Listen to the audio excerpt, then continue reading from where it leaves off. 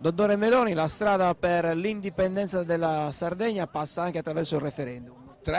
Passa col referendum, è quella la strada maestra, senza quella non c'è storia, perché il referendum è quella domanda posta a tutti i sardi, al 100% dei sardi, per la prima volta in migliaia e migliaia di anni, visto che non ce l'hanno mai chiesto, ma sempre imposto. Quasi 28.000 le firme raccolte, 12.999 quelle presentate all'ufficio regionale del referendum e la sua come sigillo finale.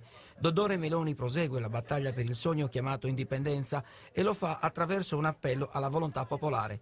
Un referendum consultivo, chiaro, che per la prima volta nella sua storia chiederà agli elettori isolani se sono d'accordo, in base al diritto internazionale delle Nazioni Unite, alla libertà del popolo sardo.